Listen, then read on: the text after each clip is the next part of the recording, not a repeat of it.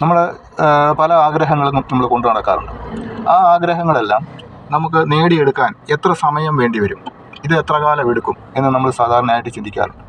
ഇത് ഉടനെ സാധിക്കുന്നതാണോ, അത് കുറേ സമയമെടുക്കുമോ എന്ന് നമ്മൾ ചിന്തിക്കാറുണ്ട്.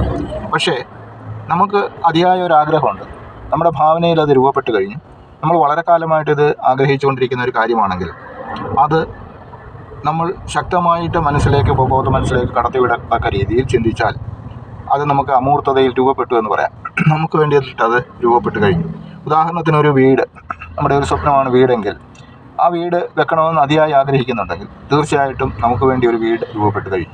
അതുപോലെ ഒരു വാഹനം, ആ വാഹനത്തെക്കുറിച്ച് നമുക്ക് അത് വാങ്ങിക്കണമെന്ന് വലിയ ആഗ്രഹമുണ്ടെങ്കിൽ തീർച്ചയായിട്ടും അതിൻ്റെ ആഗ്രഹം ശക്തമാണെങ്കിൽ അതിൻ്റെ ആ വാഹനം നമുക്ക് വേണ്ടി രൂപപ്പെട്ട് കഴിഞ്ഞു.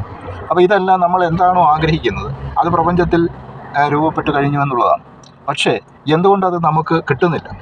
നമ്മളിലേക്ക് എത്തിച്ചേരണമെന്നുണ്ടെങ്കിൽ നമ്മളുടെ ചിന്താഗതിയും അത് പുറപ്പെടുവിക്കുന്ന വൈബ്രേഷൻസും, നമ്മുടെ ചിന്താഗതിയുടെ വൈബ്രേഷൻസും അതിൻ്റെ വൈബ്രേഷൻസ് ഏതാണ്ട് കോയിൻസൈഡ് ചെയ്യുന്ന ഒരു സമയത്തിൽ മാത്രമേ നമുക്ക് അവിടെ അത് രൂപപ്പെടുത്താൻ സാധിക്കുകയുള്ളൂ. അപ്പോൾ അത് തമ്മിലുള്ള ഒരു ഗ്യാപ്പാണ് ഈ കാലയളവ് എന്ന് പറയുന്നത്. നമ്മൾ വിചാരിക്കും അതിന് ഒരുപാട് സമയം, ഒരു വീട് വെക്കണമെന്നുണ്ടെങ്കിൽ ഒരുപാട് സമയം വേണം, അല്ലെങ്കിൽ ഒരു സംരംഭം തുടങ്ങണമെന്നുണ്ടെങ്കിൽ ഒരുപാട് സമയം വേണം, അതിനൊരുപാട് പൈസ ആവശ്യമില്ലേ, ഒരുപാട് മാൻ പവർ ആവശ്യമില്ലേ, ഒരുപാട് ബുദ്ധിമുട്ടുകൾ സഹിക്കണ്ടേ? തീർച്ചയായിട്ടും ഇതിനകത്തിലൊക്കെ ചെറിയ ബുദ്ധിമുട്ടുകളുണ്ട്. പക്ഷേ നമുക്ക് നമ്മുടെ ആഗ്രഹം അനുസരിച്ചാണ് അത് ആ ബുദ്ധിമുട്ടുകൾ കുറഞ്ഞു വരുന്നത്. നമുക്ക് അതിയായ ആഗ്രഹമുണ്ട്, ജ്വലിക്കുന്ന ഒരാഗ്രഹമുണ്ടെങ്കിൽ ആ ജ്വലിക്കുന്ന ആഗ്രഹത്തിന് പുറകെ പോകുമ്പോൾ അതെല്ലാം ഓരോന്നായിട്ട് പ്രപഞ്ചം അത് കൊണ്ട് തരുന്നതായിട്ട് മനസ്സിലാക്കാൻ സാധിക്കും. പക്ഷേ നമ്മുടെ വെറും ആഗ്രഹമല്ല, ജ്വലിക്കുന്ന ആഗ്രഹങ്ങളാണ്. എന്ന് പറഞ്ഞാൽ അതിനു വേണ്ടിയിട്ട് എന്ത് ത്യാഗവും നമ്മൾ സഹിക്കുമെന്നുള്ള രീതിയിലുള്ള ഒരാഗ്രഹം, അതാണ്.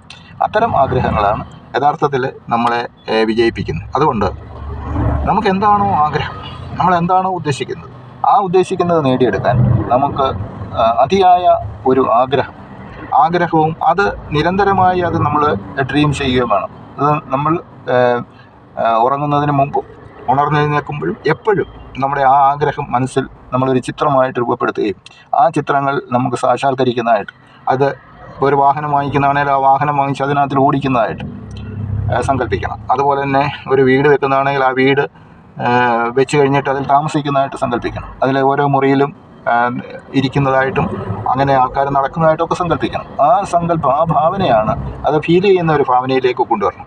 ഇപ്പോൾ ഒരു സംരംഭം തുടങ്ങുകയാണെങ്കിൽ ആ സംരംഭം തുടങ്ങിയിട്ട് അതിൽ പ്രോഡക്റ്റുകൾ ഉൽപ്പാദിപ്പിക്കുന്നതും അത് വിതരണം ചെയ്യുന്നതും ഒക്കെ ആയിട്ടുള്ള കാര്യങ്ങൾ സങ്കല്പിക്കണം. ഒരു പ്രസ്ഥാനം തുടങ്ങുകയാണെങ്കിൽ ആ പ്രസ്ഥാനത്തിൽ ആൾക്കാർ എത്തിച്ചേരുന്നതും ജോലി ചെയ്യുന്നതും നമ്മുടെ ജോലിയും ഒക്കെ അവിടെ സങ്കല്പിക്കണം. അപ്പോൾ ഇങ്ങനെ എല്ലാം കൂടി ചേരുമ്പോൾ മാത്രമാണ് നമുക്കത് രൂപപ്പെടുത്തിയെടുക്കാൻ സാധിക്കുന്നത്. അതുകൊണ്ട് എന്ത് കാര്യവും നമ്മൾ ധൈര്യമായിട്ട് ഭാവനയിൽ കാണുക, നമ്മുടെ ഉപബോധ മനസ്സിലേക്ക് ആ ചിത്രങ്ങൾ പതിയാനുള്ള സാഹചര്യം കൊടുക്കുക. ഒരു ബോധ മനസ്സിൽ രൂപപ്പെടുന്ന ഒരു കാര്യം, അതെന്ത് കാര്യമെങ്കിലും ആയിക്കോട്ടെ, ആ ബോധ മനസ്സിൽ നിന്ന് ഒരു 21 ദിവസം കഴിയുമ്പോൾ അത് ഉപബോധ മനസ്സിലേക്ക് നമ്മളുടെ ആ ഭാവന അല്ലെങ്കിൽ ആ ഡ്രീം അത്ര ശക്തമാണെങ്കിൽ ഒരു 21 ദിവസം കഴിയുമ്പോഴത്തേക്ക് അത് ഉപബോധ മനസ്സിലേക്ക് അത് കുറേശ്ശെയായിട്ട് മാറ്റപ്പെടും. അതിനുശേഷം ആ ഉപബോധ മനസ്സ് എടുക്കുന്ന ആ ഒരു ശക്തമായ തീരുമാനങ്ങളാണ് നമുക്ക് വേണ്ടിയിട്ട് അത് പ്രവർത്തിക്കാൻ തുടങ്ങും. അങ്ങനെ നമ്മൾ വിജയത്തിലെത്തുന്നവരെ, നമ്മുടെ ആഗ്രഹം സാധിക്കുന്നതുവരെ നിരന്തരം പ്രയത്നിച്ചുകൊണ്ടിരിക്കുന്നു. അങ്ങനെ പ്രയത്നിച്ച് നമുക്കത് സഫലമാക്കി തരുന്ന ഒരു ജോലിയാണ് ഉപബോധ മനസ്സിനുള്ളത്. അതുകൊണ്ട് ശക്തമായിട്ട് നമ്മൾ ആഗ്രഹിക്കൂ, അത് നേടിയെടുക്കുന്നത് വരെ നമ്മൾ നിരന്തരമായി സ്വപ്നം കാണുക, ആ ഡ്രീം കാണുക, അത് നേടിയെടുത്തതായിട്ട് സങ്കല്പിക്കുക.